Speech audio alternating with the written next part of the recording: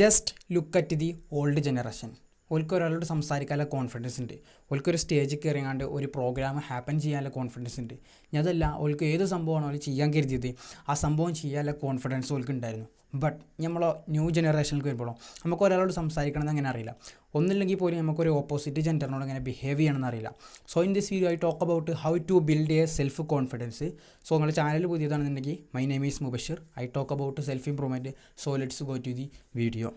അതിൽ first of all നമ്മളെന്ത് difference ആണ് നമ്മൾ ഈ ഓൾഡ് ജനറേഷനും അതുപോലെ തന്നെ നമ്മൾ ന്യൂ ജനറേഷനിൽ, അല്ലെങ്കിൽ എന്തുകൊണ്ടാണ് ഓൾക്ക് ഇത്ര കോൺഫിഡൻസ്, ഓരോ സംഭവങ്ങൾ ചെയ്യാനുള്ള ഒരു ഓട്ടോമാറ്റിക്കലി ഒരു മോട്ടിവേഷൻ ഓൾക്ക് അവിടെ നിന്ന് കിട്ടണമെന്ന് വെച്ച് കഴിഞ്ഞാൽ ഓലത് അൺകോൺഷ്യസ്ലി ബിൽഡ് ചെയ്തെടുത്ത സംഭവമാണ്.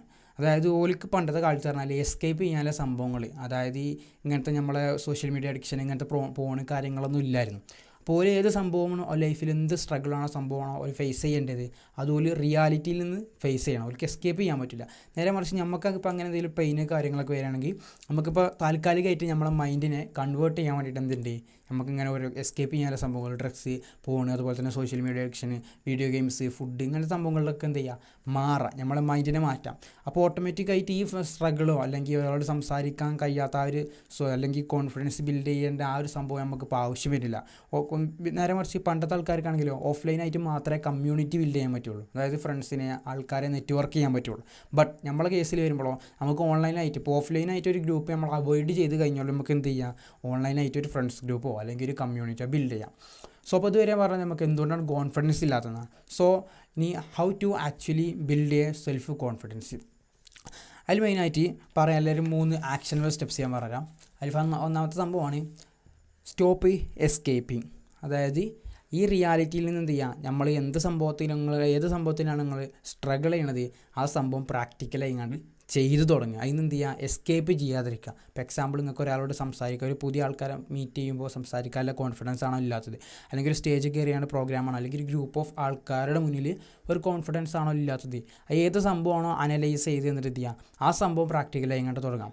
അതായത് അതിന് ഇങ്ങനെ എസ്കേപ്പ് ചെയ്യാതെ എന്ത് ചെയ്യുക, ആ സംഭവം തന്നെ പ്രാക്ടിക്കലായി തുടങ്ങുക. ഫസ്റ്റൊക്കെ നമുക്ക് നല്ല രീതിയിൽ ഡിസ്കംഫേർട്ട് ഫീൽ ചെയ്യും. അപ്പോൾ എന്ത് ചെയ്യുക, ജസ്റ്റ് ചെറുതായിട്ട് സ്റ്റാർട്ട് ചെയ്യുമ്പോൾ എന്ത് ചെയ്യുക, സ്മാളായിട്ട് സ്റ്റാർട്ട് ചെയ്യും. ഇപ്പോൾ വലിയ ഡയറക്ഷൻ ചോദിച്ചാനോ അല്ലെങ്കിൽ ഒറ്റയ്ക്ക് പോയിരുന്നാണ് ഫുഡ് ഓർഡർ ചെയ്യാനോ അങ്ങനെ എന്തെങ്കിലും ജസ്റ്റ് ചെറിയ സംഭവങ്ങൾ, ആൾക്കാരായിട്ട് നെറ്റ്വർക്ക് ചെയ്യാൻ സംഭവങ്ങൾ ജസ്റ്റ് എന്ത് ചെയ്യുക, ചെയ്തിട്ട് എന്ത് ചെയ്യുക, അതിനെ ഡെവലപ്പ് ചെയ്യാൻ ഒരിക്കലും എന്ത് ചെയ്യാതിരിക്കുക, ഈ എസ്കേപ്പ് ചെയ്യുന്ന സംഭവം എന്ത് ചെയ്യുക, സ്റ്റോപ്പ് ചെയ്യുക.